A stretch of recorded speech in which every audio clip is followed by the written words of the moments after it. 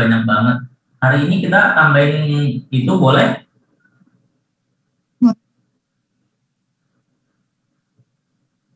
Kita tambahin materi tentang itu minimum jadi pengetahuan kalian apa yang terjadi pada fase-fase awal. Yang kedua, untuk motor kontrolnya sudah sudah dipelajari lagi, sudah ditonton atau dibelajarkan lagi ya, sudah ya? Iya Pak, sudah. Tolong itu akan menjadi patokan kita untuk treatment. Jadi neurorestorasinya pasti berdasarkan motor kontrol.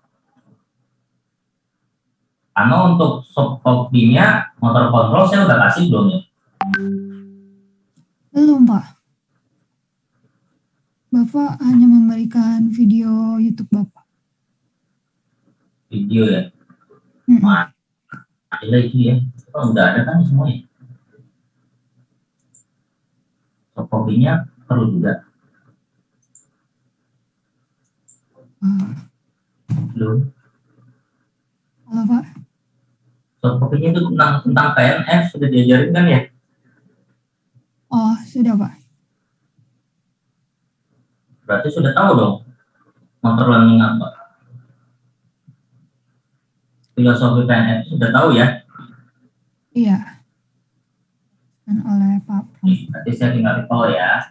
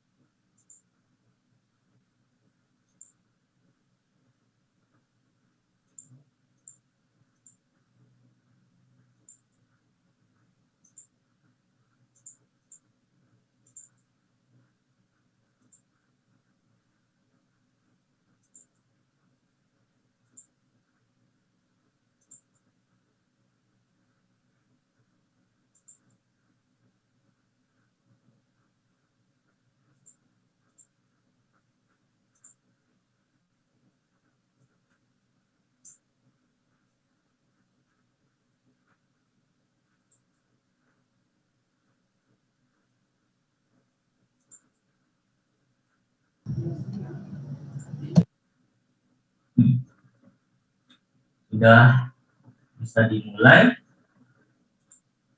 Ini masih 37 Pak, saya akan bilang dulu. 37 ya? Iya.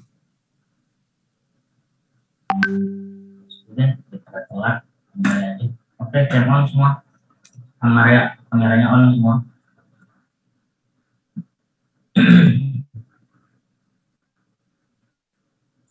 Assalamualaikum warahmatullahi wabarakatuh. Selamat pagi. Kita ketemu lagi di neuromuscular praktek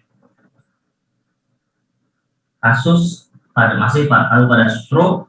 Ini menjadi core kita karena kasusnya banyak dan seringkali menjadi problem fisioterapi yang harus kita tangani ya. Tapi pada prinsipnya sampai sekarang pun sekian puluh tahun saya jadi fisio itu nggak kelar-kelar belajar tentang stroke gitu. Ada aja yang menjadi pertimbangan konsiderasi dan juga harus dipelajari lagi ya. Oke, sambil menunggu mungkin kita berdoa dulu, berdoa dengan masing-masing, berdoa mulai.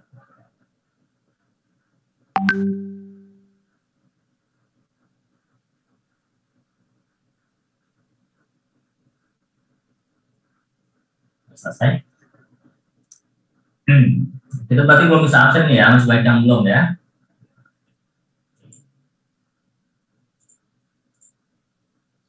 Kontrol adalah suatu bidang studi yang mengkaji pemahaman. Sebelumnya ada pertanyaan nggak sebelum kita masuk?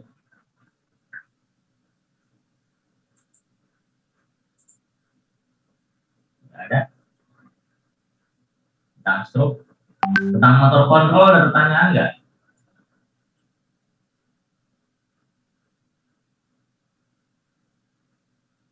Aman? Terkontrol? Kalau dari saya belum ada, Pak. Udah paham? Lumayan. Oke, saya review sedikit deh. Saya mau ini di depan saya ada Ripka. Ripka, mic on Ripka. Iya, Pak. Ripka, kalau kamu melihat pasien show, apa yang kamu note pertama kali? Yang saya lihat pertama kali, Pak. Yang jajatan kamu itu apa? Pertama kali orang kamu lihat show. Rigiditas gitu, Pak. Susah, Rigiditas. sama susah gerak. Sama apa? Susah bergerak, Pak. Susah bergerak. Regal. Nabila Nur, apa yang kamu catatan kamu atau apa yang kamu lihat pertama kali saat kamu lihat stroke? Mungkin itunya sih Pak, ada kaku pada bagian kakinya Pak, jadi dia nggak bisa jalan. Oh, oke, good. Muhammad Reza. Reza, kamu di mana? Kok ada IR gitu gambarnya, Reza? Reza. Ya, Pak. Saya mau dengar, kalau kamu lihat stroke, apa yang kamu pikirkan atau kamu not?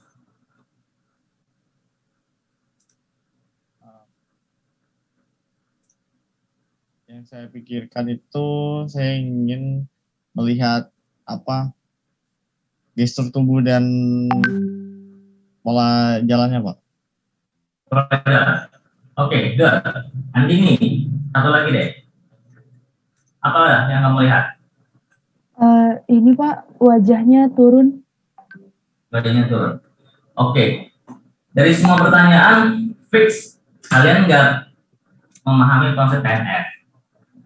Jadi saya review berarti ya. Oke, saya mulai aja. Pertama, saya mau ngomongin tentang stroke medical management, artinya kalau baru seperti apa. Saat pertama kali kamu lihat di assessment atau stroke management. Oke. Saat di emergency, kamu kan harus tahu ini tuh kasusnya stroke atau bukan. Ya kan? Ketemu sama-sama lemes dan sebagainya. Alma ingetin saya untuk ngomongin PNF ya, Alma. Oke, Pak. PNF tentang filosofi pertama. Oke. Yang standar banget rekomendasi dari American Heart Association adalah menggunakan FAST, bukan victory tapi FAST. Jadi pertama phase, ada phase dropping, yang kedua ada arm drop, yang ketiga ada speech difficulty, ya.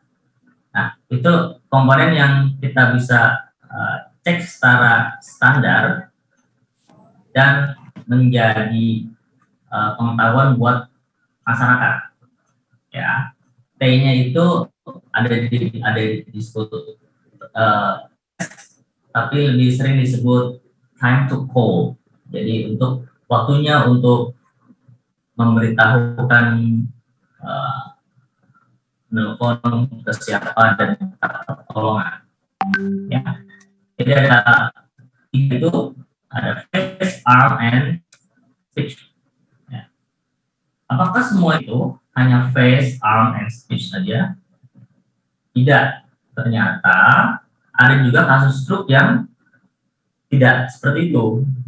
Misalnya kan sebenarnya kita sudah ngomong tentang apraksia, agnosia gitu dan sebagainya. Ada yang pasien stroke saya beneran bisa bilang saya ini stroke gitu kan, tapi dengan masih ngomong dan sebagainya, tapi dia udah ada pusing hebat dan sebagainya, atau lupa. Ada keluarga pasien yang suka menemukan keluarganya itu diem aja kan, bengong aja kan, sholatnya berulang-ulang berkali-kali jumlahnya gitu kan, ternyata stroke juga. Nah, ini penting untuk mengetahui karena fase awal itu mempengaruhi selanjutnya. Maksimum 4 jam kita harus menangani, ya, paham? Oke. Nah, saat emergency, goalnya apa sih yang harus diketahui? Ini clear ya untuk tes pertama nih ya, yaitu support vital function, fungsi tanda vital. Jadi kalian wajib banget punya minimum 2, tensi dan saturasi. Oksigen tahu ya, ya, dan tensi. Itu menurut saya wajib di semua rumah punya. Yang supporting adalah oksigen. Jadi saya nggak bilang kamu harus punya oksigen yang tabung besar, jika memungkinkan sih bagus, tapi kalau memungkinkan punya tabung kecil yang portable gitu, yang mungkin sekitar 60.000, murah lah. Itu wajib punya, ya, baik untuk keluarga dan juga mungkin untuk sekitar kalian. Support vital function. Jadi kita harus tahu ini kenapa tensinya tinggi apa enggak. Nanti tanyakan. Kalau dulu kita pernah belajar tentang emergency, obat apa yang biasa diminum, ya, seperti itu. Lalu yang kedua adalah goalnya restore cerebral circulation. Nah, ini kasusnya stroke ya, maka kita akan ngomong tentang sirkulasi di otak, ya, seperti itu. Walaupun nggak semuanya diintervensi oleh kalian, karena nanti misalnya politik gitu kan, itu kan bukan urusan kita kan, tapi kita harus tahu ini saya tutupnya harus terjadi di dalam politik misalnya. Lalu reduce neurologic. Nah, lihat ya, fase emergency aja sudah ngomong tentang reduce neurological deficit, ya, karena memang kritis banget. Kalau misalnya salah penanganan atau lambat penanganan, maka impaknya kan lebih luas kan. Nah, maka secara prognosis impak lebih luas, perbaikan recovery-nya pasti lebih sulit, ya gitu ya. Lalu ada prevent progression of cell death. Nah, sama lah. Kalau misalnya cell death berarti kan yang saya bilang tadi, impaknya meluas. Kalau impak meluas berarti cell death-nya makin banyak, ya. Walaupun saya baca-baca, saya tadi belum sampai dapat jurnal ya. Contohnya terapi dengan atmosfer yang berbeda, berbarik misalnya, itu katanya bisa regenerasi atau memulihkan infak, tapi saya belum baca jurnalnya. Tapi itu bagus juga untuk dicoba. Oke. Restore patient to optimal level of pre-stroke function. Nah, oke, ya, seperti itu.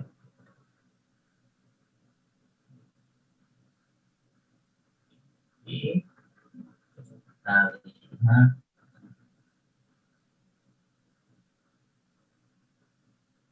Kalau di pre-hospitalnya saya rasa kan standarnya banyak tuh, skalanya ada AS, ada CPSS, ada Los Angeles Motor Scale, macam-macam ya. Tapi menurut saya lebih mudah tuh pakai FAST aja ya, ya, karena dia digunakan untuk para nakes ataupun bukan nakes.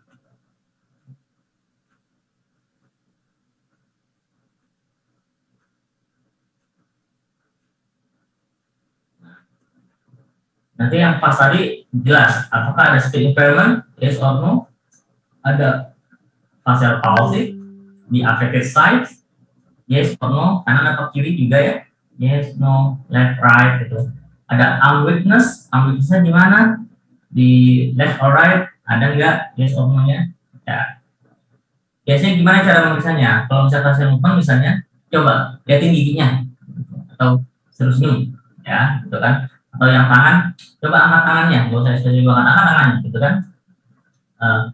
Kalau misalnya speak udah jelas, tanya berkeluar suaranya nggak, atau suaranya meracau gitu, maksudnya kita nanya apa, keluarnya apa, ya, ada masalah itu kan bisa jadi gangguannya di reseptif atau pasif untuk speech. Alma ini udah semua belum Alma? Saya nggak mau ulang lagi nih Alma. Masih ada yang belum ya? Karena saya nggak lihat ini ada di teori. Apa beda reseptif dan ekspresif? Oke, kalau misalnya punya ponakan nih, yang kecil, kita bilang, Dede ambil sapu, dia ngambil sapu. Tapi kalau ditanya, ini apa? Dia nggak bisa bilang, ini sapu. Itu namanya, dia reseptifnya bagus, tapi ekspresifnya belum bagus. Bahasa verbalnya. Verbal itu ada yang verbal ekspresif dan reseptif ya, pemahamannya itu. Jadi kalau misalnya ada yang ekolali misalnya, ekolali itu kayak membeok. Kita ngomong apa dia balik lagi ngomong lagi gitu. Jadi secara ekspresifnya ada, tapi sebenarnya reseptifnya nggak ada. Ya. Kita bilang afasia motor dan afasia sensor. Ya, kalau afasia sensorik pasiennya mungkin bisa ngomong, tapi nggak ngerti apa yang diomongin. Gitu. Afasia motor kebalikannya, pasiennya paham, tapi tidak bisa mengungkapkan. Nah, itu juga menjadi pemahaman. Oke, saya rasa pakainya pas aja.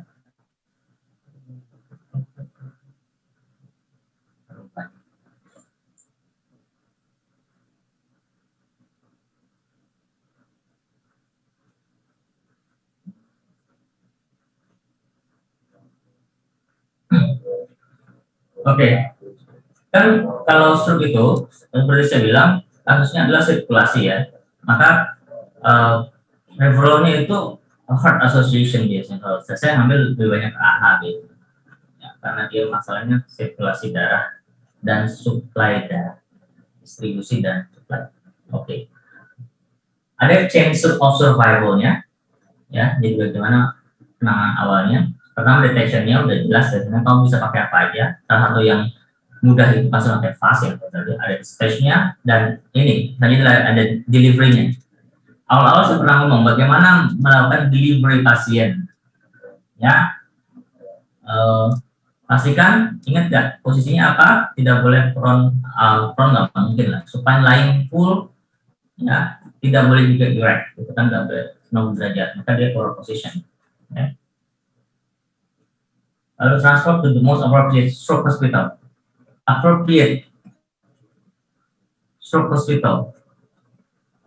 Kalau di rumah sakit dibilang rumah sakit siaga stroke. Ya, nah, tidak semua rumah sakit siaga stroke. Ya, ini not buat kita. Jadi harus kita pilih rumah sakit siaga stroke. Kamu bisa cek di Google siaga stroke itu mana. Kalau di referral nasionalnya rumah sakit PON ya. Pusat otak nasional. Kan, kalau jika memungkinkan jangan taruh bawa mencelaknya ke orang sangat kecil karena nggak ada tangan. Ya. Pak, mohon maaf Pak, Pak Iman. Ya. Bapak ini memang belum share screen ya Pak? Enggak, saya nggak share screen karena saya baru ngecek yang dikasih teori, terus saya lihat ada beberapa yang menurut saya tidak ada. Oh, jadi oke, banyak Pak. tambahan. Oke Pak, maaf. Pokoknya udah ada, makanya saya kalau misalnya sudah dianggap ada saya skip. Oke. Ini beberapa materi saya ambil, jadi saat ini saya membuka beberapa file. Nah, nanti juga saya akan share juga sama yang ngerti saya tentang triase algoritmanya. Ada yang berbeda. Paham triase ya? Jadi kamu kalau ke UGD itu ada triase, artinya di assessment oleh perawat biasanya. Ini kasusnya tidak gawat, atau kematian. Jadi ada warna hitam, atau kalau di UGD itu sebenarnya di lantainya itu ada warnanya merah, apa ya? Ada yang hitam seperti udah meninggal, arahnya ke sana. Nah, di UGD itu akan dinilainya adalah yang gawat dan kemungkinan hidupnya tinggi. Ya, paham ya? Ya itu di triasenya seperti itu. Sama seperti kasus di ICU, sebenarnya di ICU itu bukan tempatnya orang mau meninggal gitu.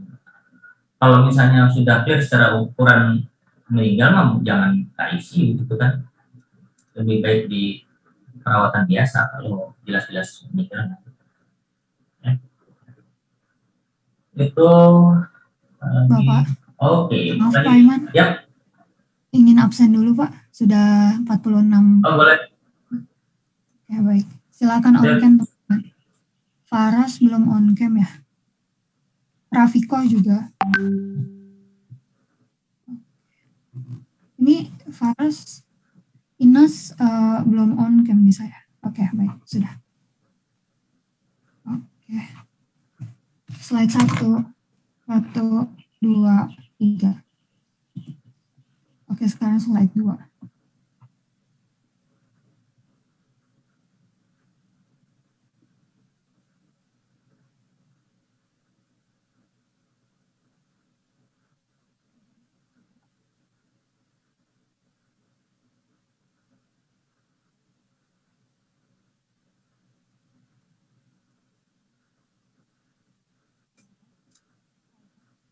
Adik. Yang mana tadi? Imaging. Kapan dilakukan pemeriksaan imaging? Sesegera mungkin. Kenapa? Karena kriteria struktur dua kan, hemoragik atau non hemoragik. Pertama, imaging dibutuhkan untuk memutuskan ini tuh apa, ya? Apakah hemoragik atau non hemoragik? Karena dua hal yang berbeda. Yang kedua, areanya di mana? Ya, area di mana? Ini mempengaruhi satu pengobatan. Kedua, antisipasi kegawatan. Contoh, yang saya bilang, kita bisa dapat pasien yang bisa jalan, tapi ternyata perdarahan di batang otak, misalnya. Lalu mengenai pusat pernafasan. Kalau kita tetap memperbolehkan pasien itu berdiri, jalan dan sebagainya, berarti kan tanda kutip pengancam nyawa, ya salah. Buat apa sih imaging itu? Yang pertama, satu, indication of thrombolysis or early coagulation. Jadi kalau untuk tahu apakah butuh trombolisis untuk memecahkan sumbatan itu, ya. Yang kedua, mengetahui kemungkinan adanya perdarahan. Oke. Lalu menurunkan level, antisipasi penurunan kesadaran. Ya. Dia diketahui, oh ini udah mulai ada perdarahan nih, gitu kan. Ini mungkin orang akan tidak sadar, ya. Lalu juga pastinya pemilihan obat. Apakah dilakukan antikoagulan atau malah kebalikannya. Nah, pertanyaannya, apakah semua kasus stroke tampak pada pemeriksaan, terutama scan dan MRI? Jadi gini, ini mungkin next kamu udah 10 tahun studi visio, mungkin ada pemeriksaan yang lebih keren lagi, di mana beberapa case ini dalam pengalaman saya, banyak di pemeriksaan itu tidak tampak apakah memang alatnya kurang bagus atau membacanya kurang bagus. Yang ketiga, apakah memang secara fungsional yang bermasalah, maksudnya secara anatomis tidak tampak, ya. Anatomis otaknya ya, di scan-nya terlihatnya baik-baik aja, tapi secara klinis sudah tampak kelemahan. Kan secara logik pasti dia ada sesuatu dong, ya kan, klinisnya kelihatan tapi scan-nya jadi nggak kelihatan, ya. Satu. Yang kedua, hati-hati dengan stroke in evolution. Baik, saya informasi coba, what is stroke in evolution? Dinas boleh kasih tahu saya.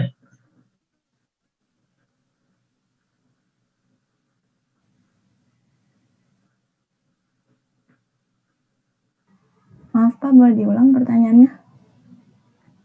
Stroke in evolution itu apa?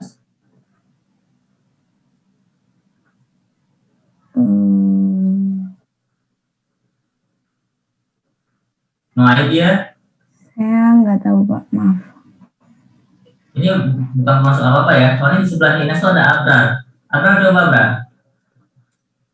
Stroke in evolution apa, Bra?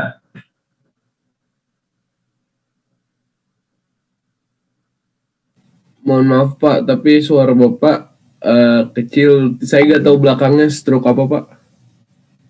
Stroke in evolution. Stroke in evolution.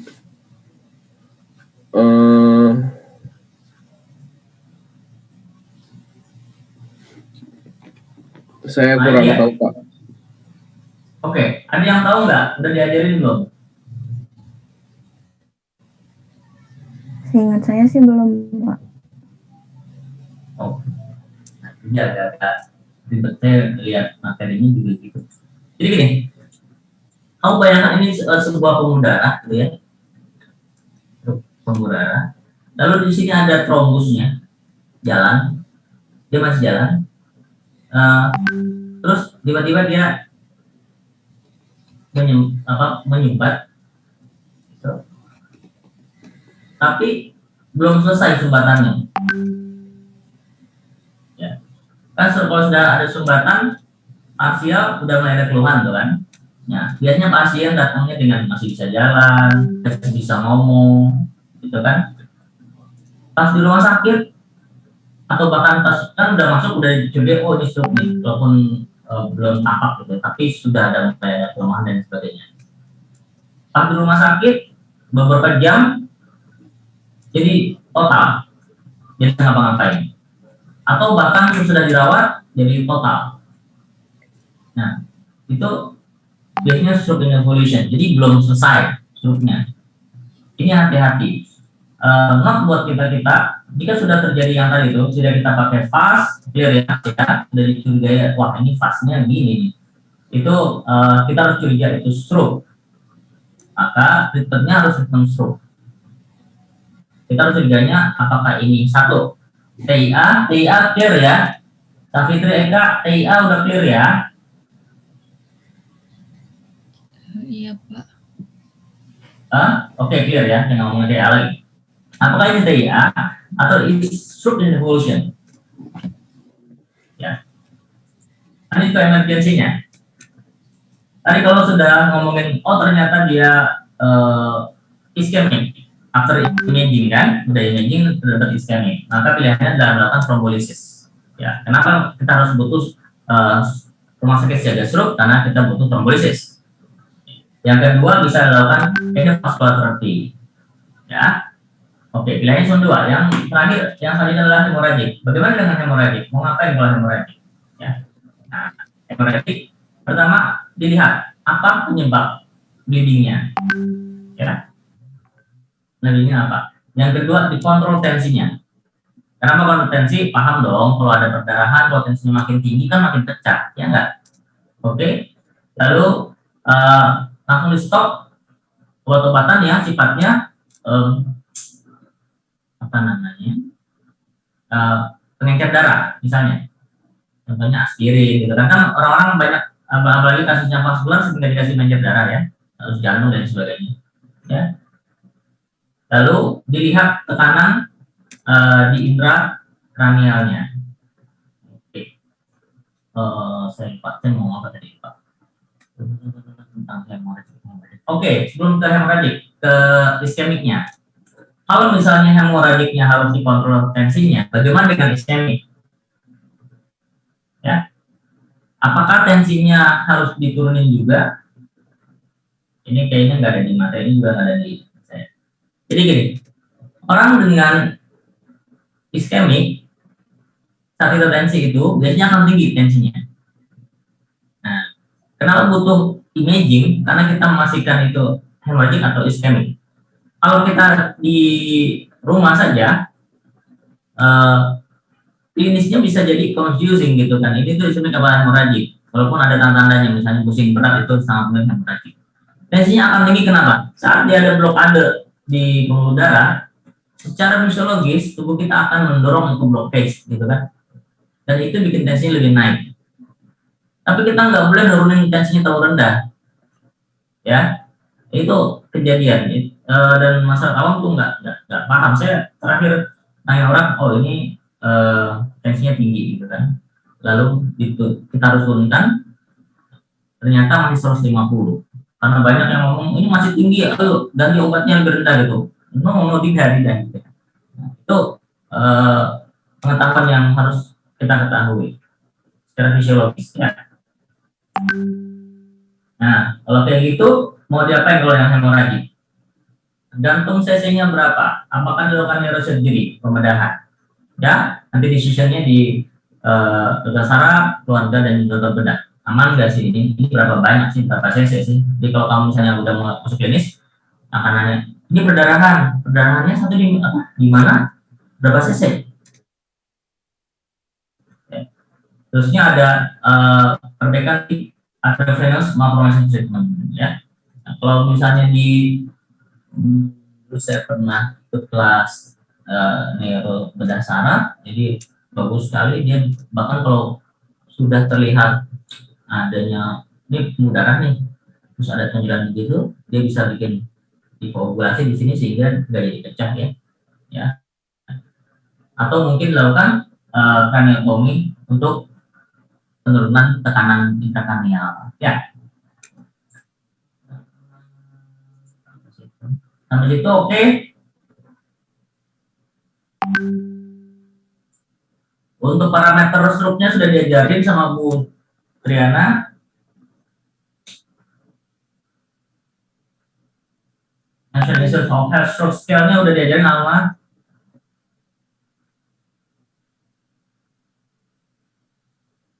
Halo. Kalau saya jelas?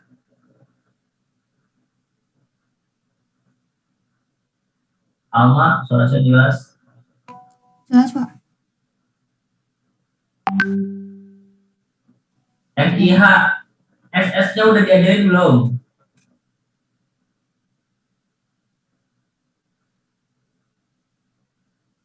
Halo?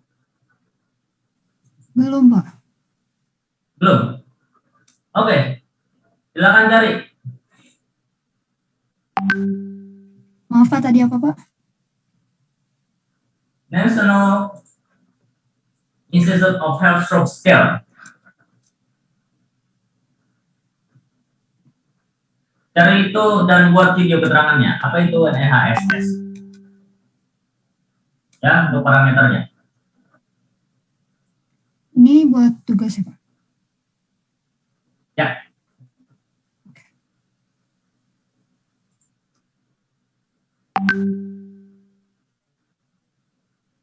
Clear secara keseluruhan? Ada pertanyaan sampai sini? Pak, saya mau bertanya. Ya. Boleh jelasin lagi nggak Pak yang tadi yang iskemik? Soalnya putus-putus tadi Pak. Yang apa? Yang apa? Yang iskemik. Iskemik? Ya. Oke. Kita tadi udah ngomongin tentang satu pasien assessment awal, ya. Berarti itu pre-hospital kan? Sebelum sampai hospital. Nanti kalau suara saya nggak kedengeran langsung diinterupsi ya. Pre-hospitalnya kita pakai apa? Pakai FAST aja. Oke. Pre-hospital tidak akan ketahuan itu iskemik atau hemoragik. Itu udah clear ya.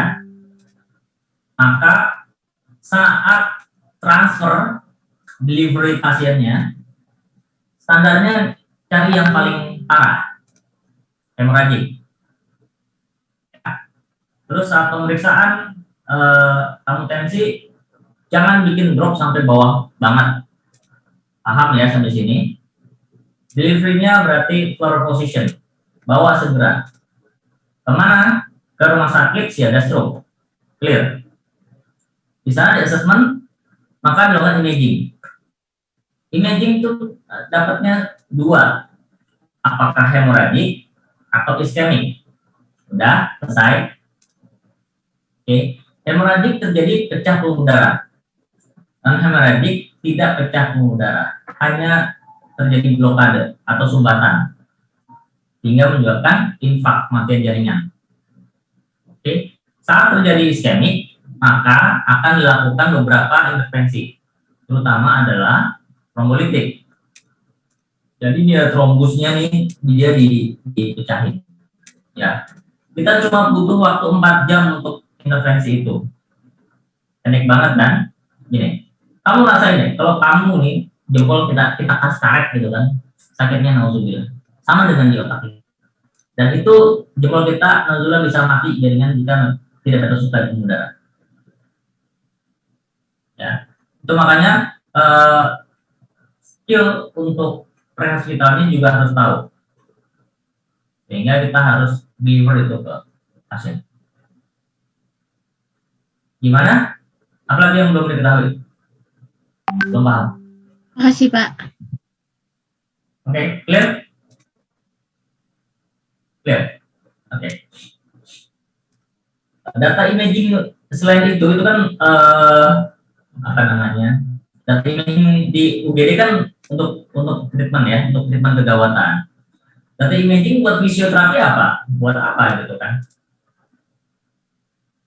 Ya, kalau fase akut udah pasti kita tahu, misalnya sudah pernah diajarkan tentang apa itu falsafah manuver enggak? IFAL. Sudah, Pak. Halo, Alma. Sudah, Pak. Sudah. Falsafah manuver. Jika diketahui adanya hemoragik, maka intervensi awal hindari falsafah manuver. Ya, nggak boleh ngeden, nggak boleh maksa, sehingga menyebabkan tekanan intrakranial meningkat. Oke, itu jadi buat not. Sisi lain juga imaging kita akan tahu brain map-nya di mana. Oh, dia kena di mana? Frontal, di cerebrum, di cerebellum, di brainstem. Nah, masing-masing punya brain map. Alma, brain map udah diajarin Alma? Yang mana ya, Pak? Aduh, kacau. Brain map, misalnya kalau frontal posisinya di mana, fungsinya buat apa? Sudah, Pak. Parietal ada yang di mana, fungsinya buat apa? Itu brain map. Ya. Brain map itu penting buat kalian dan harus hafal. Jadi kalau misalnya dibilang, oh ini kena di corpus callosum, kalian harus tahu, oh ini kemungkinan pasiennya akan kayak gini. Strateginya, intervensinya kayak gini. Saya nggak mau nerangin ya. Silakan dicari aja brain map, Alma di note tentang brain map. Itu masuk ke Bikin, yang tadi saja, Pak. yang tadi NEHS gampang, bikin masing-masing pribadi untuk video. Brain map bikin kelompok, kayak kelompok yang grup yang biasa. Oke.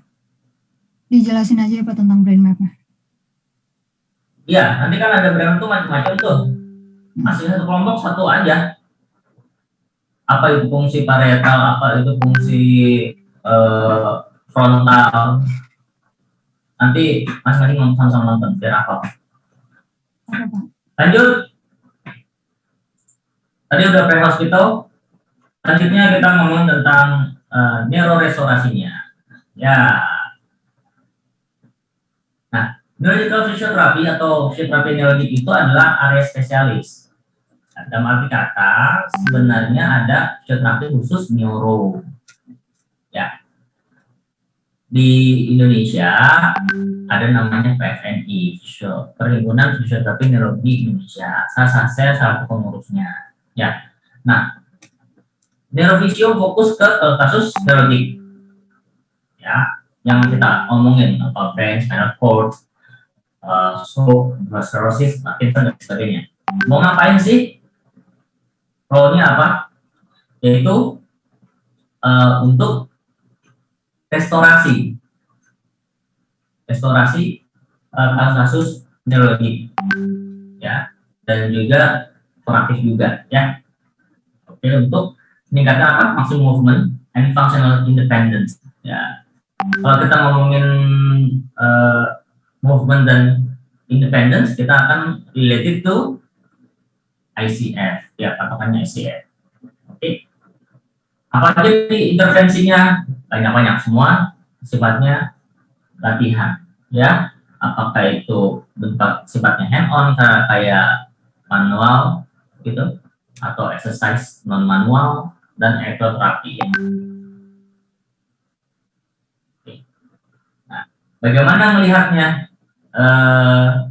untuk kasus-kasus neuro dan juga stroke, yaitu melihat dari apa sesudah dari kegawatannya ya, yaitu melihat dari fungsinya, ya, fungsinya seperti apa, kemampuannya seperti apa.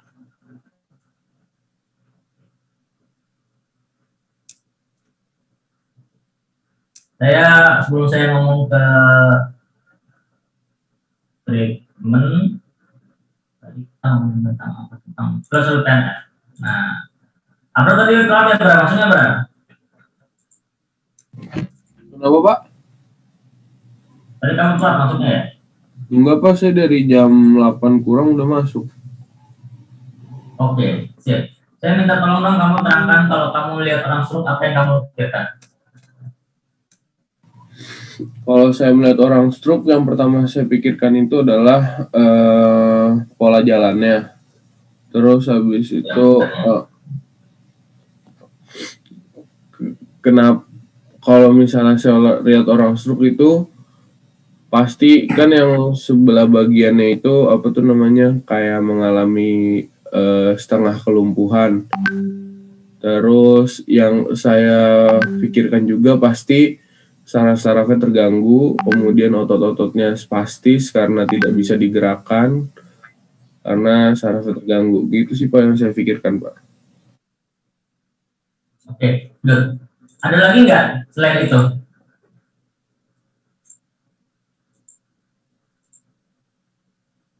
Teman-teman yang lain? Ya sudah, skip aja ya. Mendingan kita ngomongin aja, kita ulangi lagi.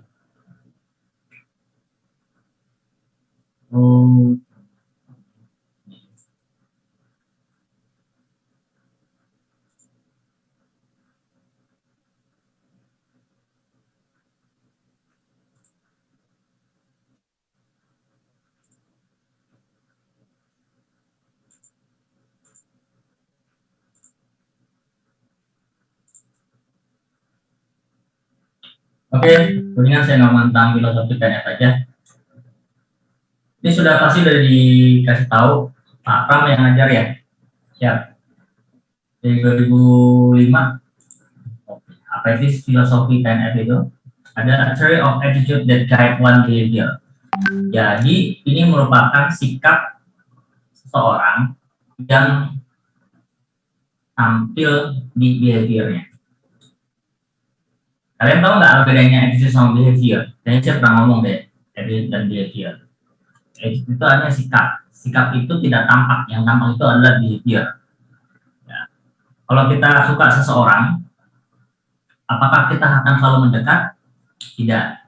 Walaupun kita suka, ada kadang-kadang kita jadi menjauh, ya, malah jadi menghindar karena malu ketemu, gitu kan? Itu sikapnya itu suka, tapi behaviornya tidak berbanding lurus. Ya. Behavior itu artinya apa yang kamu lakukan kepada pasien. Ya. Jadi filosofi itu yang membuat apa sih yang kamu kerjain kepada pasien itu karena kamu punya filosofi. Ya. Kenapa saya melakukan ini?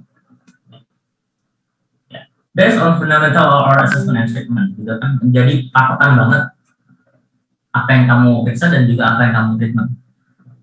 Ya. Jadi the aspect of filosofi is for the patient and for the therapist. Ya, bukan cuma buat kita doang, tapi buat pasiennya. Ya.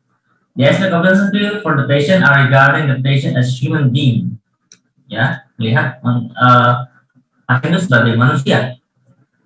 Not only as a stroke, bukan sebagai penyintas stroke, tapi sebagai manusia. Yeah. The aspect of philosophy for the therapist are built up the treatment procedure. Yeah. Filosofi PNF ini membuild up prosedur treatment yang si terapis lakukan. Kebayang nggak kalau misalnya filosofi yang tidak kuat, berarti kayak apa treatmentnya? Oke. Apa aja itu cara PNF? Karena ini tools untuk treatment, daripada kamu cuma ngomongin teknik aja. Ya. Yaitu positive approach, functional approach, mobile result, consider the whole person, and use the motor learning and motor control principle. Kita udah ngomong ke sini. Karena saya pikir kalian sudah selesai di sini. Ya. Kita lihat positive approach. Positive approach itu melihat positive assessment and treatment. Mulai dari pasien lakukan, set up opportunities for success, direct and indirect treatment, timeless, and strong start. Apa hubungannya dengan yang saya tanya-tanya dari tadi adalah kita sering mulai dengan negative approach, lalu melihat dengan pola jalan yang salah, pasti mungkin kelemahan dan lain sebagainya. Apakah seorang pasien hanya mempunyai itu? Itu tidak salah, benar. Tapi pendekatannya tidak tepat. Misalnya, pasien bisa jalan, tapi dengan circumductive gait. Seorang yang negative thinking melihatnya adalah circumductive gait-nya aja, spastic gait, spastiknya aja. Tapi kalau kita lihat positifnya, kita akan bilang, alhamdulillah dia sudah jalan, sudah bisa jalan. Berarti ada komen-komen yang sudah bisa. Ya. Saat ketemu pasien, dia duduk aja, duduk gak bisa ngapa-ngapain, tanda kutip. Kita tanya, Bapak namanya siapa? Oh, nama saya ini. Orang yang negatif approach akan melihat bapaknya nggak bisa ngapa-ngapain, cuma duduk aja. Orang yang positif akan melihat bapaknya komunikatif, kooperatif, dan intelektualnya tidak bermasalah. Hubungannya apa? Tadi kan dibilang, filosofi itu menjadi fundamental untuk treatment. Ya, kalian bayangkan kalau misalnya pasien yang logiknya tidak jalan, susah nggak nangannya?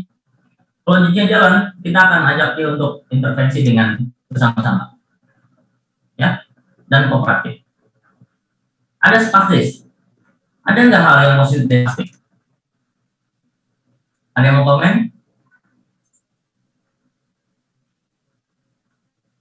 Spastis adalah kondisi di mana arus sudah ada.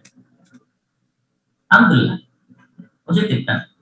Tinggal bagaimana mengontrol spastik agar tidak over dan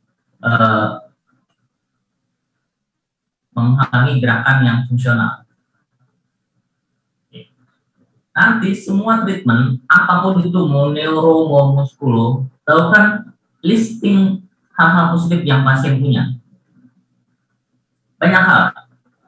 Ini baru sisi kecil pasiennya. Misalnya, hal lain, pasiennya punya support system yang bagus. Warga support. Mungkin ada babysitternya. Mungkin ada yang melatihnya. Bagus nggak? Bagus banget. Ini sudah support system yang bagus. Positive approach. Ya. Pasiennya baru begini. Orangnya negatif akan bilang, pasiennya belum bisa angkat tangan. Pasien positif akan bilang, sudah bisa ada kontraksi. Ya. Beda kan approach-nya. Nanti kita akan terus-terusan belajar positive approach. Bikin daftar positif lebih banyak dibandingkan yang negatifnya. Painless. Kalau bisa tidak nyeri. Ya. Walaupun nyeri itu nyeri yang ringan. Ya. Direct and indirect treatment. Kita sering ngomongin, bahkan di monoterapi gitu kan. Kalau sakit jangan direct, jangan langsung ke situnya. Cari tempat yang lainnya, indirectnya. Nangani apa? Nangani bahu. Bahunya sama sekali nggak bisa pegang, Pak. Sakit banget, di situ aja sakit. Ya harus pikir, jangan direct. Kalau cuma sekedar depan belakang mungkin kita gampang ya. Di sini sakit, ke sini nggak sakit, udah dari situ. Kalau tanya semua posisi sakit gimana? Pakai organ yang lain. Pakai sampai ke hip. Mungkin yang kanan sakit nggak bisa diapa-apain, kita mulai dari strong part dari bagian yang sebelah kiri. Ya, seperti itu. Dicuci otaknya seperti itu. Makanya fisioterapis harus mikir, ya, strong part ini akan banyak kita gunakan pada pasien stroke. Contohnya gini, pasien ini dia ada flexit. Kalau kita suruh dorong, mungkin nggak sih? Nggak bisa. Kalau dia bisa juga dia akan dorong. Ya nggak? Maka tapi apa? Kita anggap ini plegia di sebelah kanan. Sebelah kirinya bagus nggak? Masih bagus kan? Kita bisa gunakan strong part ya untuk treatment. Dimasukin ke otak ya. We still can use the strong part for the treatment.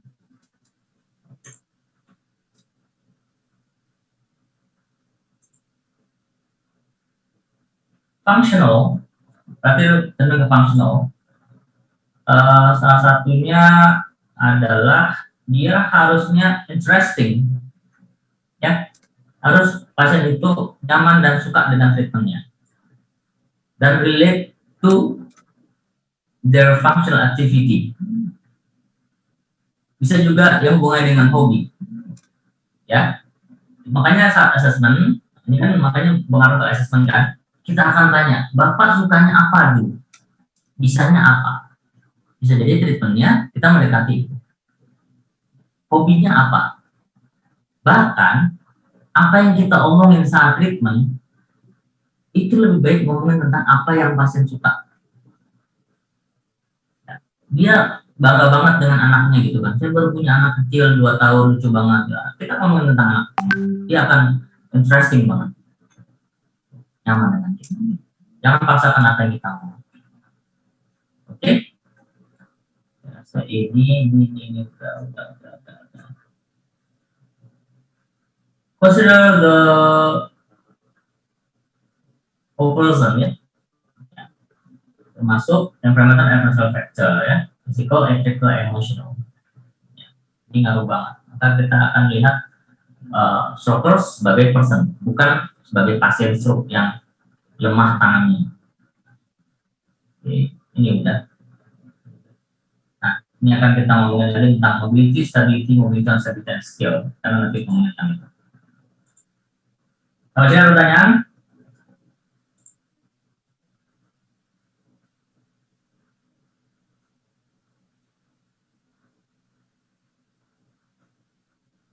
Tidak ada pertanyaan? Oke, sip. Sekarang kita ngomong tentang apa aja sih yang jadi masalah pada stroke. Ya, oke, listing coba. Di sebelah saya ada Ruth. Satu aja Ruth. Masalah pada pasien stroke. Kenapa, Pak? Masalah pada pasien stroke, satu. Masalah pada pasien stroke. Susah bergerak. Yang susah bergerak dong, ngomongnya apa gitu. Misalnya, yang sifatnya impairment.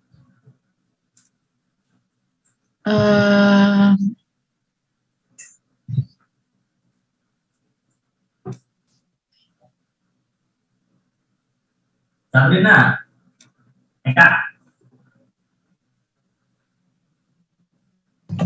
Kontraktur, Pak. Kontraktur, langsung kontraktur deh. Oke, Mufidah Zahra.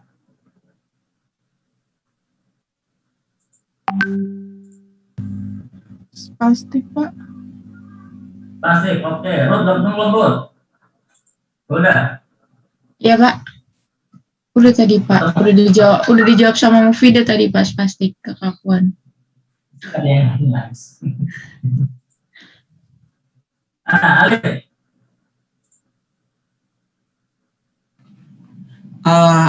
Weakness. Weakness. Oke. Viola. Rigid, Pak. Apa? Rigid. Rigidity. Oke. Lulu.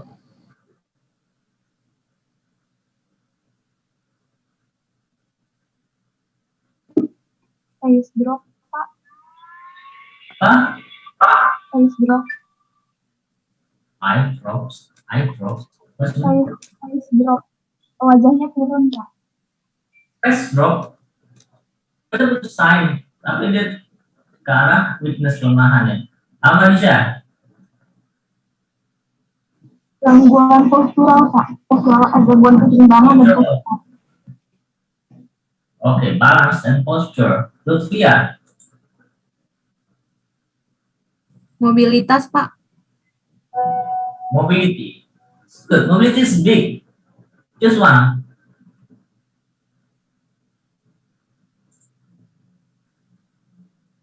Pilih salah satu. Mobility itu apa? Salah satunya. Ini enggak di review ya, kontrolnya. Ambulasi, Pak. Komponen ambulasi. Sudah eksekusi. Ambulasi ya oke lah.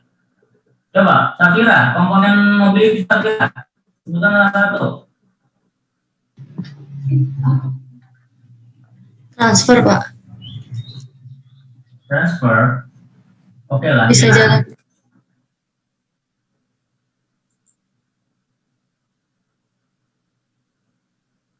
Dinawati. Iya, Pak. Ayo, komponen mobility. Ambulasi.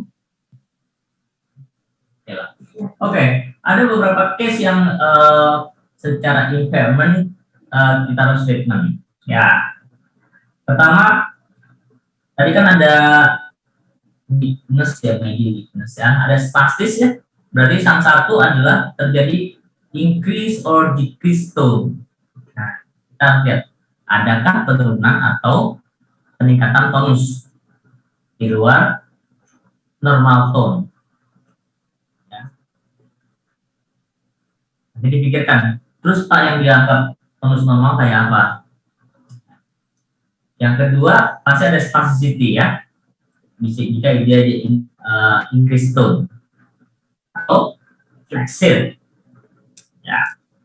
Atau ada masalah penurunan atau tidak adanya sensasi. Nah, jangan lupa ini saya mau dicetak dulu deh. Nah, jangan cuma berpikir pasien stroke itu hanya kelemahan saja. Saya pernah cerita dulu ada pasien saya yang apraksia dan agnosia, geraknya bagus, ya, nggak ada masalah kekuatan, tanda kutip ya. Kita lihat apakah ada gangguan sensasi. Pak, penting buat apa sensasi gitu kan? Yang penting kan bisa gerak. Kalau kamu nggak ada sensasi, kamu bisa gerak.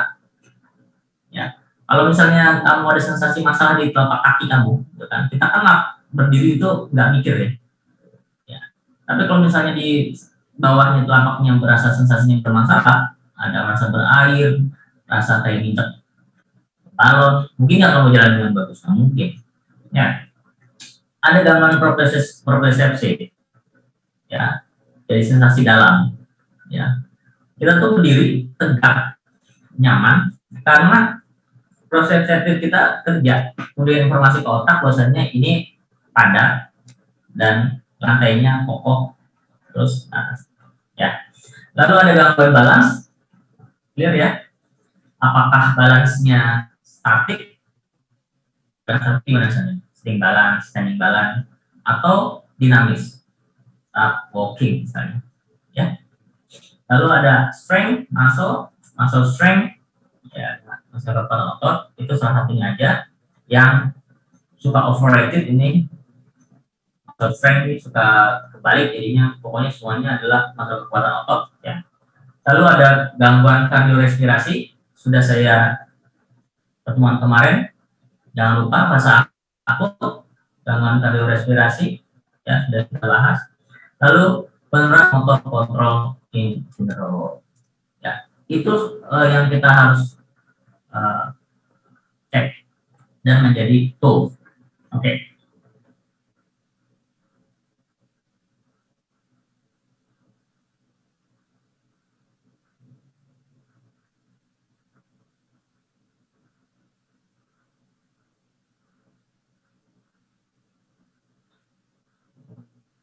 Sampai nanti.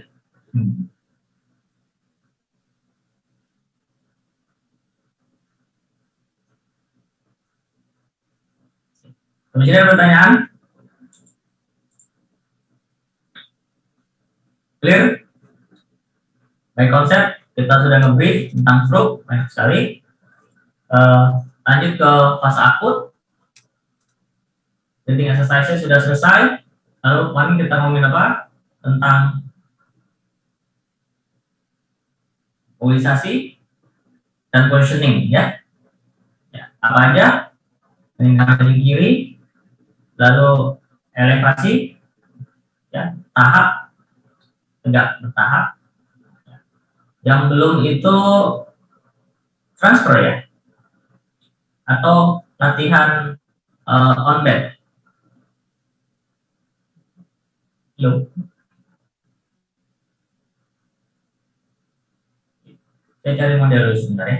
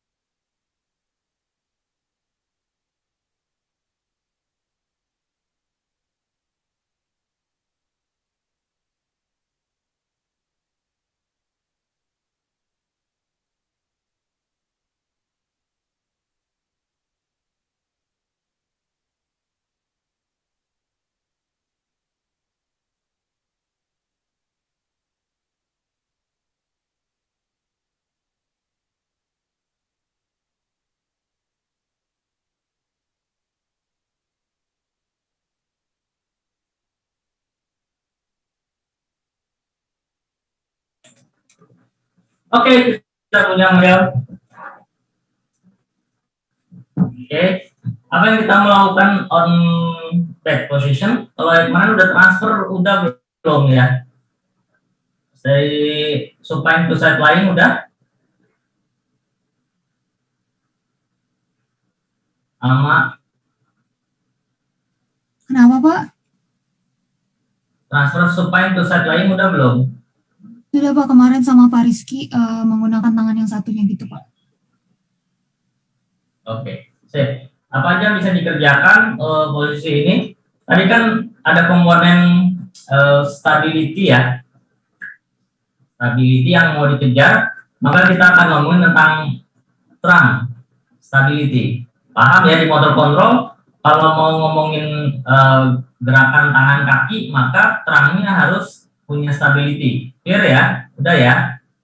Oke. Habis ini saya akan banyakin ngomongin tentang stability trunk untuk ngomongin latihan berat trunk on bed position. Ya. Oke. Pertama kita ngomongin tentang core dulu. Oke. Anggap jadi misalnya beliau belum bisa duduk, belum bisa nekuk, kita di sebelah kanan ya. Kita akan nekuk. Salah satu yang bisa trunk adalah pada gerakan core. Jadi kita minta pasiennya untuk melakukan pelvic tilting. Pelvic tilting paham ya? Up. Bapak maaf Pak. Jangan. Iya, kameranya kurang turun ke bawah Pak.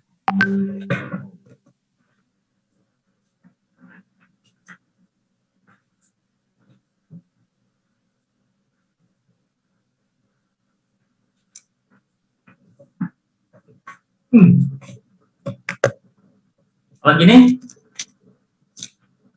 Kelihatan? Bisa, Pak. Ya, kelihatan.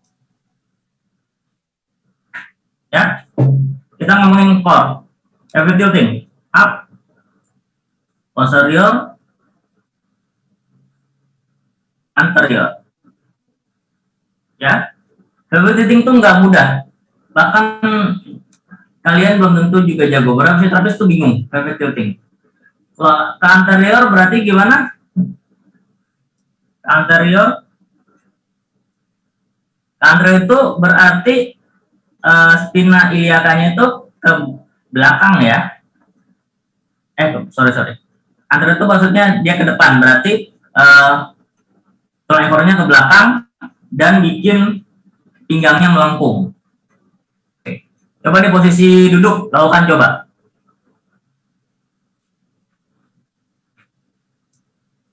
Ya, ini ke anterior, spina iliakanya ke arah depan dan tulang ekornya ke arah belakang dan pinggangnya melengkung.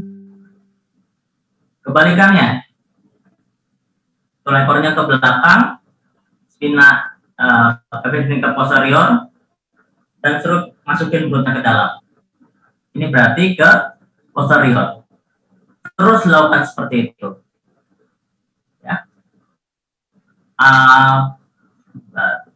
Oke. Satu. Yang kedua, kontrol gerakan ada tetap masih di core, yaitu misalnya ini kasus yang affected side ya, ini yang affected. Lalu pelan-pelan kita minta buka ke samping, ini dia yang ini samping, keluar, dan pertahankan. Biasanya dia akan goyang kayak gitu. Karena ini pasien normal, lalu naik lagi ke atas, pertahankan. Jadi dia akan buat core-nya on di sini. Kalau dia nggak bagus, dia akan jatuh ini. Buka. Naik lagi. Lagi. Buka.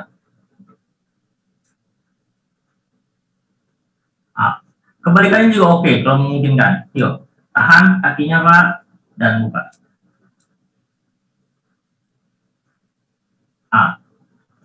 Oke. 3. Dengan terang. Postural tilting, masukin perutnya Pak. Ini kalau kita masukin core-nya ke dalam, coba masukin perutnya. Dadanya nggak gerak ya, jadi cuma ini aja. Kalau biasanya saya akan minta begini kalau pasien sehat.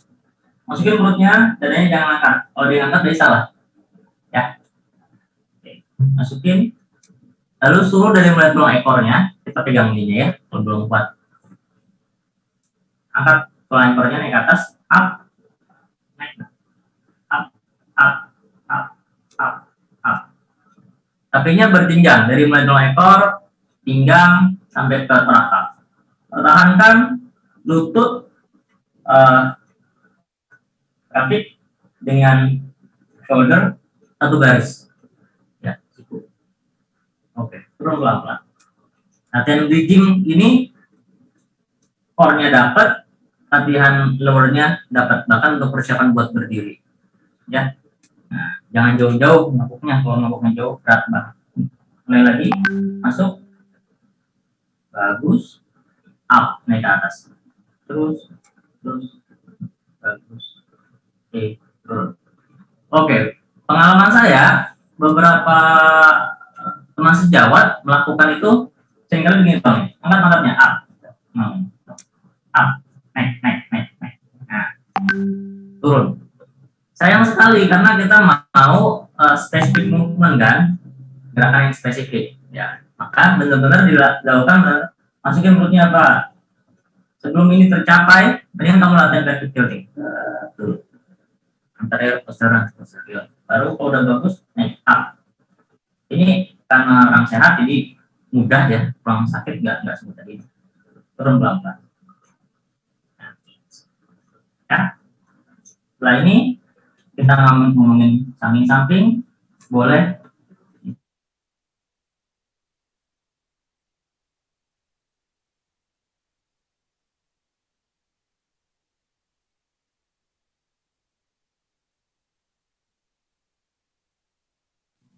Halo, Pak Iman.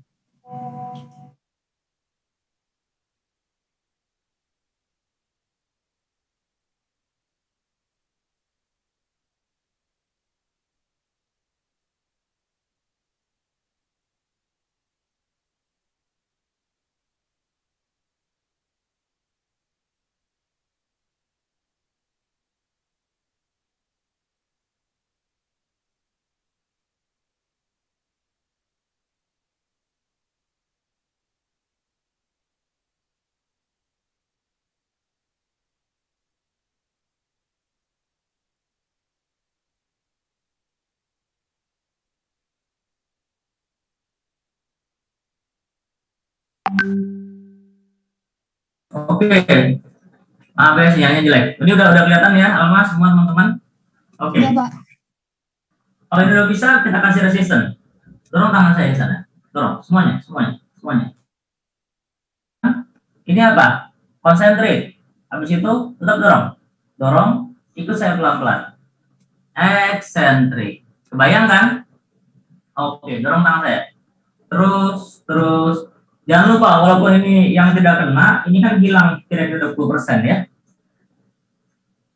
Karena kan di sini dibagi 20-80 ya. Oke, balikannya. Dorong tangan saya. Terus. Concentrate. Tahan. Ikut saya pelan-pelan. Eccentric. Oke. Clear. Ini aja udah bagus buat core dan juga tongue. Oke. Selanjutnya kita akan ngomongin tentang bagaimana supine to sit. Terusin. Prosesnya gimana? Semua orang melakukan rata-rata diangkat, hampir semua. Ya. Kalau misalnya ada pasien atau keluarga yang masih angkat pasiennya, berarti fisioterapisnya nggak ngajarin bagaimana. Coba kita lihat dulu. Coba angkat badan naik ke atas. Lihat kakinya. Turun. Lagi. Naik lagi. Up. Oke. Kalau kita melakukan bangun seperti itu, ini akan terjadi rangsangan spastik di ankle. Makin ke bawah. Ya. Makin ke sana. Maka ini tidak boleh lakukan seperti itu. Bagaimana caranya? Tentang dulu. Ini appropriate side-nya ya.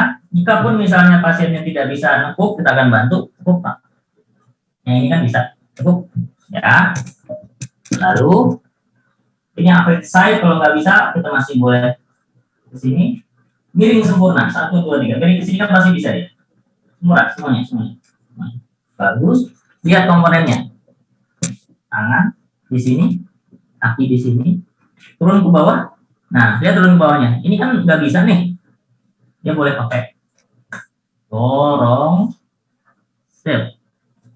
Oke, lihat komponennya. Kita pegang di sini satu lagi jaga dengan tangan dan minta pakai duduk bangun. Oke, selama ini ada di bawah dia akan mudah. Tapi kalau misalnya kakinya di sini, coba kita lihat ya, turun, naik ke atas, up. Ini susah. Maka pastikan kaki itu ada di bawah dan kita support di sini. Dorong, up. Oke. Sampai sit to stand. Ada pertanyaan? Bapak mau tadi mau nanya, itu tadi supportnya di mana, Pak? Apa? Tadi supportnya di mana tangan Bapak? Coba, kelihatan nggak? Saya kurang kelihatan, Pak. Bisa. Oke, tentang dulu. Oke, kita udah duduk, udah cukup duduknya. Cukup. Oke. Ininya kan dia belum bisa gerak nih, kita boleh bantu. Ya. Lalu miring ke sini. Oke. Dan lihat, isinya belum bisa mendorong, kita minta untuk masukin dan dorong pakai kaki yang sehat di bawah. 1 di sini. 2 di tangan, di kepala. Kelihatan ini semua? Ininya pertahankan untuk di bawah. Kelihatan. Apa? Yang di kepalanya tidak kelihatan, Pak. Oke.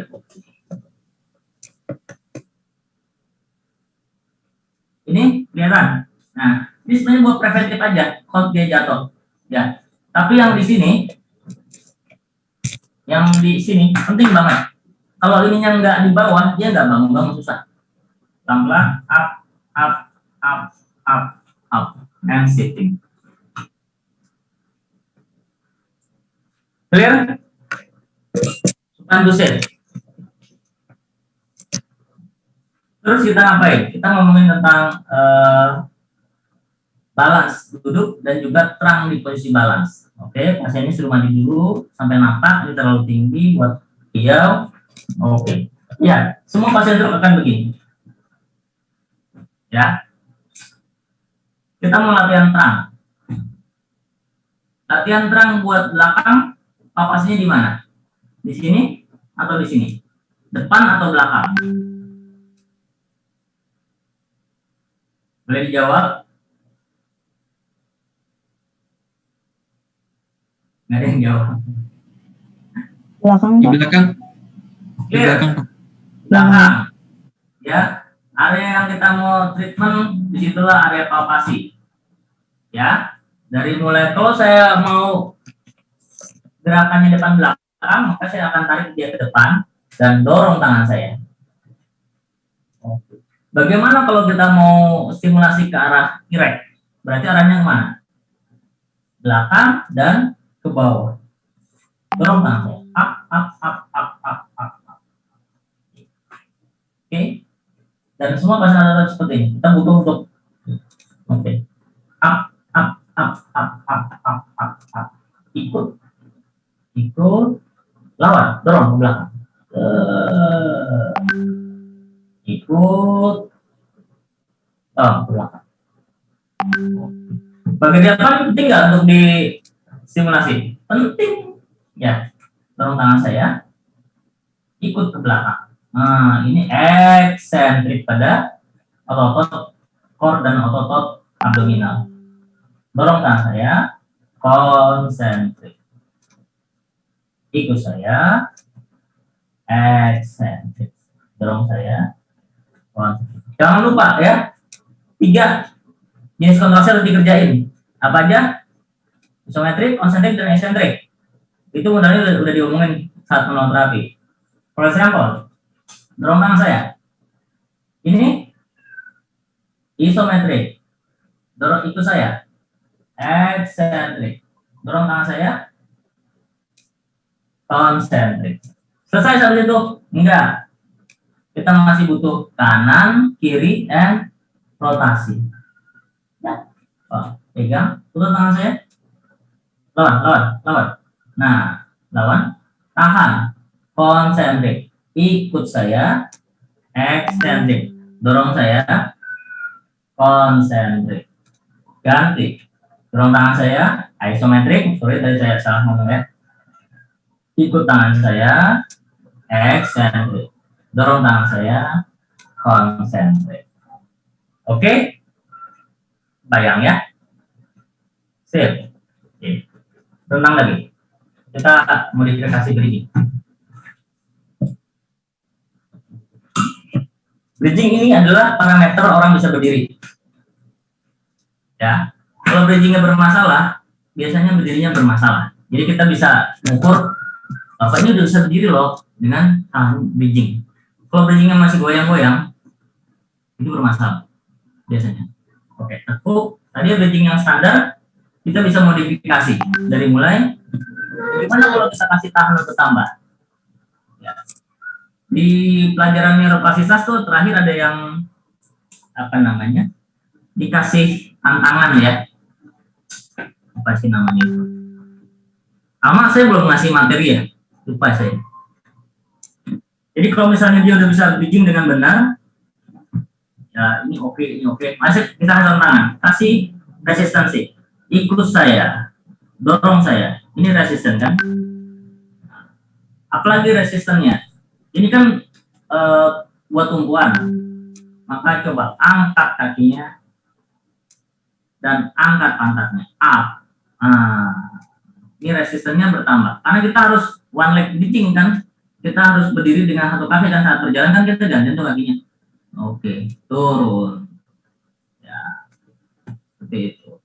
Mau apa lagi? Mau abduktornya, pegang.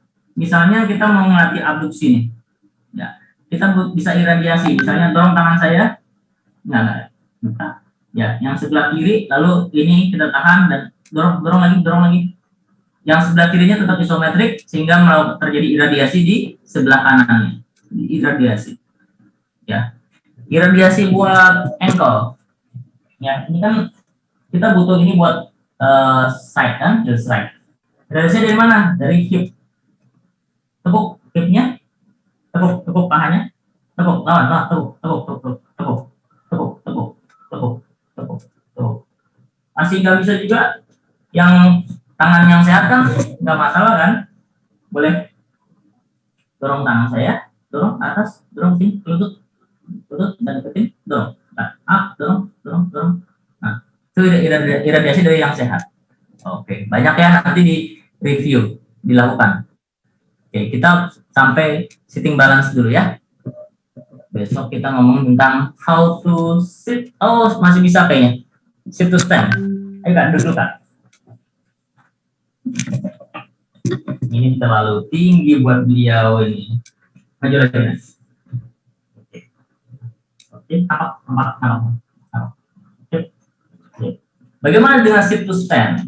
Oke, latihannya seperti apa? Pegangan tangannya. Oke. Dorong ke arah saya. Dorong. Jangan lupa, saat kita duduk berdiri itu kan nggak mungkin tegak begini ya. Coba lihat deh. Orang berdiri lama kayak apa? Berdiri kan? Enggak kayak gitu sayang. Dia akan ke depan dan up. Sama seperti itu. Kamu lakukan adalah pegang tangannya. Kalau misalnya dia kenanya di sebelah kanan, maka tangan kanannya di luar ya, jempolnya ya. Dorong ke sini. No. Dorong. Alma kelihatan nggak, Alma? Kurang naik Pak kameranya. Kurang naik ya. Masih jauh. Mana ini? Begini Pak.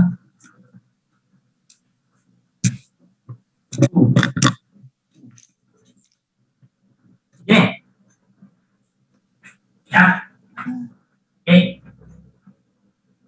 Ya. Dorong ke depan. Dorong.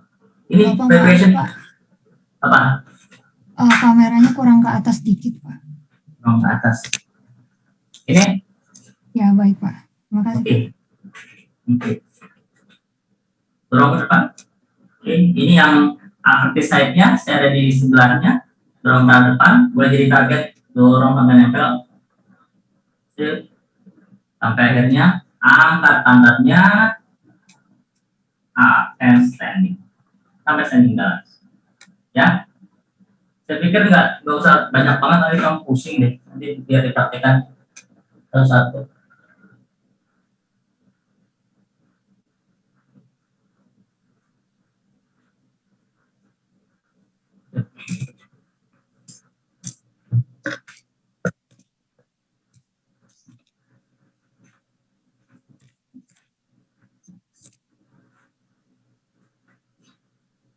Sip, ada pertanyaan?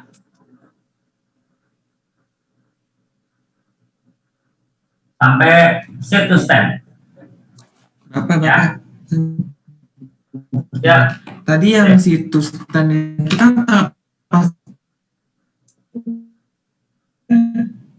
Pak kan menggenggam gitu kan ya Pak ya? Terus? Yang situs stand menggenggam kita tarik gitu kan Pak tangannya. Terus?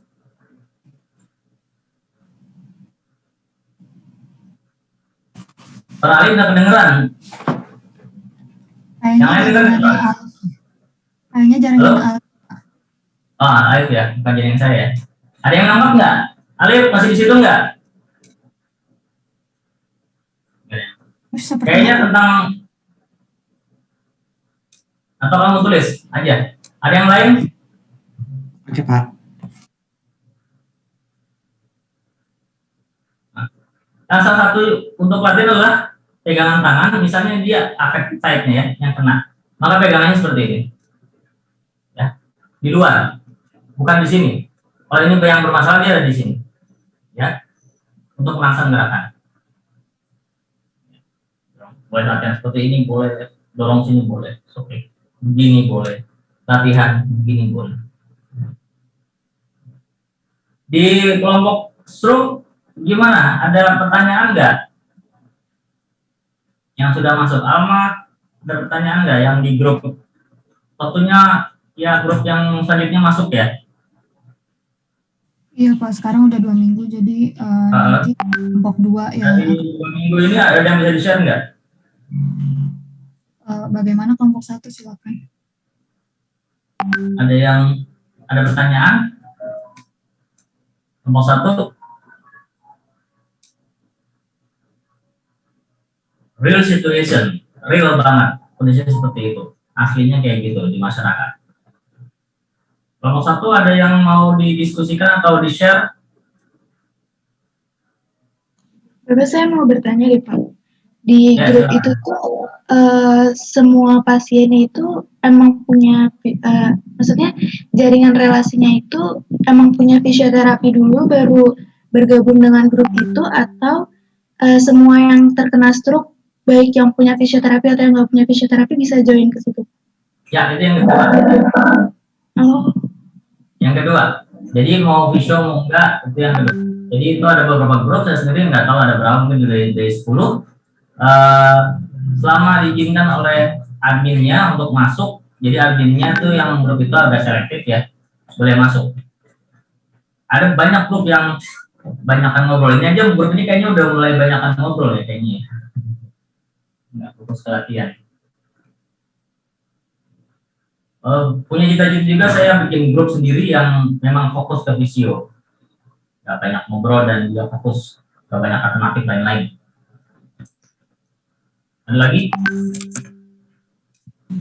Pak, maaf Pak, saya mau tanya juga, mau sekalian ini dari grup yang kemarin, itu kan dari yang di grup itu, maksudnya grup stroke yang kemarin itu, ada yang masih bilang, ada yang tanya kan, ada yang tangannya masih kaku, terus ada Bapak J bilang saya semakin hari semakin kaku. Tapi itu gimana Pak? Maksudnya kayak apakah emang karena si bapaknya itu nggak latihan mandiri di rumah atau memang gimana gitu Pak? Neuroplastisas itu kan salah satunya mesti memberikan repetitive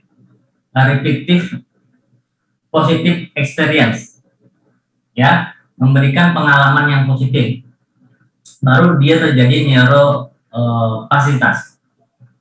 Kalau misalnya latihannya salah, negatif, maka makin hari makin memburuk. Contohnya apa? Jalannya sirkumdatif G, tapi nggak dibenerin jalannya, nggak dibenerin posturnya. Terus dia terus latihan jalan. Saya udah jalan sehari 10 menit, tapi with antalgic, sirkumdatif G. Dengan kata lain, dalam 10 menit itu pasien sedang melatih paten untuk terjadinya sirkumdatif G. Itu emang setengah-setengah nih. Ada yang kalau dikasih tahu menerima, ada yang nggak menerima. Pokoknya dia lihat temannya kayak begitu, dia ikutin deh. Kita, kalau saya sendiri berulang bilang, lakukan yang benar, spesifik, berulang-ulang. Kalau salah, jangan diulang. Yang sebelumnya adalah, kalau stepnya fasenya ini, maka jangan loncat fase. Standing balance aja belum bagus, gak usah jalan. Tapi di semua otak stroker dan juga keluarga, pertanyaannya adalah, udah bisa jalan belum?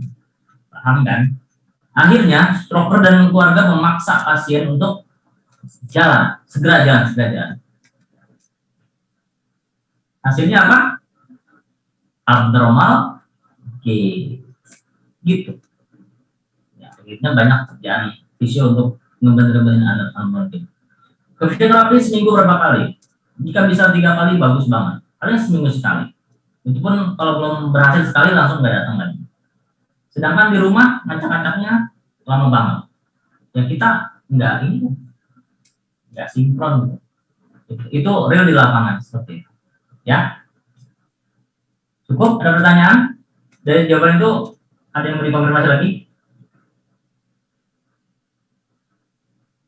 Alif udah mau ngomong apa tadi Alif? Tadi udah kok Pak, yang tangan tadi, posisi tangan. Tapi tadi udah jelas kok Pak. Oh gitu. Oke, makasih. Oh ini bagus kan sinyal kamu kan? Oke, kita sudah sampai ke supine to sit and sit to stand. Berarti, sebelumnya sudah sitting balance ya. Supine to sit, lalu sitting balance, sit to stand. Next step apa dia? Dia Lusna? Ya Pak, ini sitting to stand. Kan udah tadi. Tadi kan yang tiduran ke duduk, terus terus duduk ke berdiri, terus stand to walk berarti. No, ada yang hilang fasenya. Dinda, apa itu Dinda? Yang belum apa? Dinda mana nggak ada suaranya. Noha, apa Noha? Stand to step, Pak. No, sebelumnya. Alif, apa itu Alif? Standing balance Pak. Ya, standing balance. Standing balance, kejar standing balance. Nanti kita next standing balance. Baru step. Ya. Oke. Minimum di konsep otak kamu sudah kebentuk. Apa yang kamu kerjakan, terusnya stimulasi giving information to the brain-nya, mau ngapain. Ya. Clear ya? Sip. Nanti sama semua dengan kasus brain traumatic brain injury, cuma beda patologinya aja gitu kan. Kalau brain injury hati-hati dengan kegawatan pada awal-awal fase dan sebagainya. Sisanya kasusnya sama. Bahkan juga agak sama dengan kalau kasus cerebral palsy misalnya, atau kalau kasus neurodevelopment lainnya. Hampir sama sebetulnya. Saya cukupkan, nanti koordinasi dengan Pak Rizky, ya, sama ya. Dan terus kalau ada kekurangan apa, tolong feedback ke saya. Oh, oke, baik Pak. Kemarin saya juga sudah memastikan sih Pak, Pak katanya bakal ada praktik di jam 2 Pak. Oke, sip. Oke. Terima kasih banyak. Ada pertanyaan lagi sebelum saya tutup? Dari saya sudah Pak. Oke, yang lain? Bapak maaf saya jadi nanya. Oke. Untuk tugas yang tadi yang NIHSS dan juga brain map yang kenapa Pak? Brain map kelompok. Ya, brain map kelompok dan juga fungsinya. Dan itu dikumpulkannya kapan ya Pak? NIHSS-nya pribadinya 1 minggu, brain map-nya kelompok 2 minggu. Itu kenapa Pak? Itu ke pengetahuan dasar yang kamu ketahui. Harusnya itu di teori udah kelar. Kalau kamu nggak tahu itu nanti kamu nyasar. Terutama kalau brainmap-nya nggak tahu, nyasar deh. Masing-masing kelompok beda-beda kan ya Pak? Gak usah deh, whole aja, brainmap aja.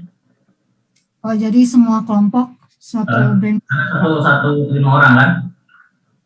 Ya. Sip. Halo. Silahkan masuk ke grup selanjutnya ya. Kalau grup yang lama tidak mau keluar silahkan. Kalau mau mantau silahkan. Untuk belajar kalau mau keluar ya silahkan.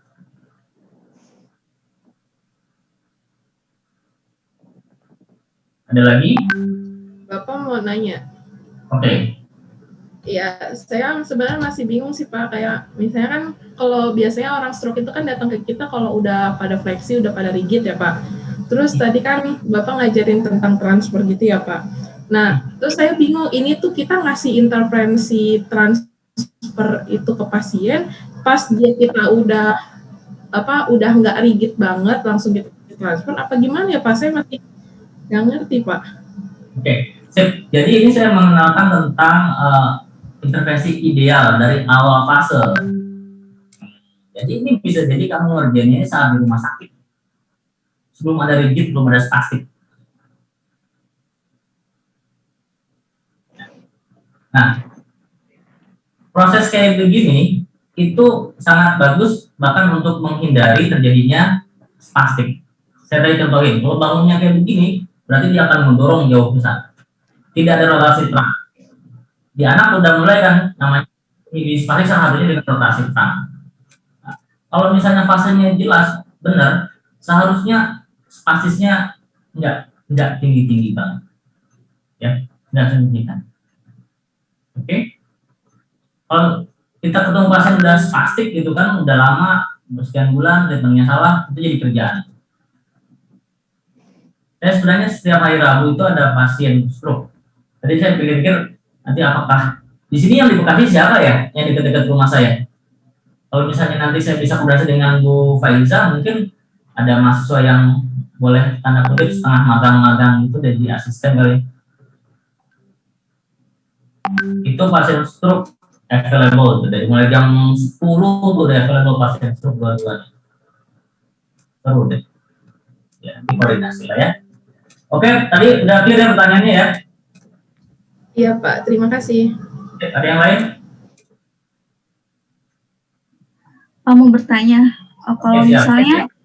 misalnya ada pasien stroke, misalnya udah 4 tahun gitu kan Pak, nah dia tuh udah baikan, tapi walaupun nggak 100%, nah itu ada kemungkinan buat kena stroke lagi nggak Pak?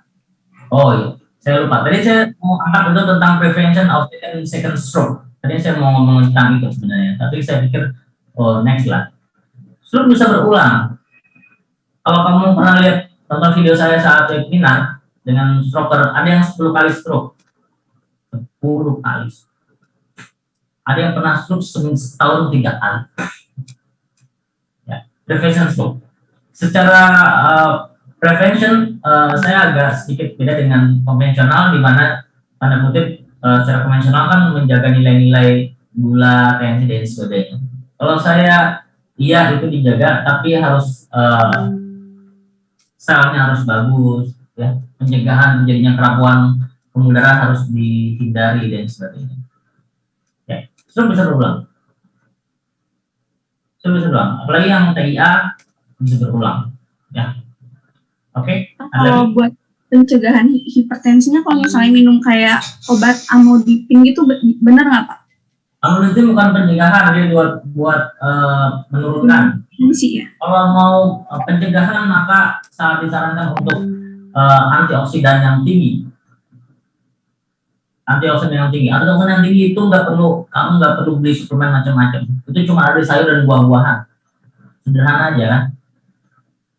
Kamu ikutin pola sesuai dengan siklus tubuh. Pagi-pagi kamu eksklusif buah, lalu siang harus banyak sayur yang raw, yang fresh, tidak dimasak. Ya, kalau nggak bisa dikunyah harus di jus, diminum. Itu akan turun sendiri dari sini. Baik, terima kasih Pak. Sederhana banget sebenarnya. Makanya jangan ada yang iklankan karena nggak ada biaya tambahan, nggak perlu makan obat, makan herbal, gitu. Tinggal pola makan aja bagus, turun. Nanti berat kamu juga nggak akan gemuk amat. Ya. Ada lagi?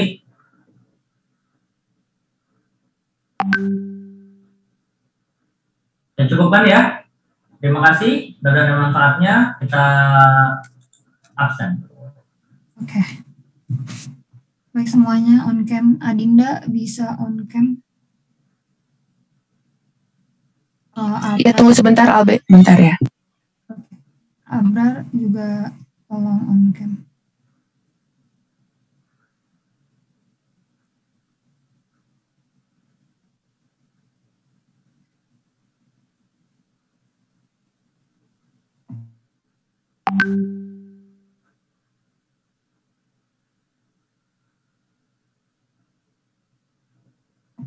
Oke, slide pertama 1, 2, 3.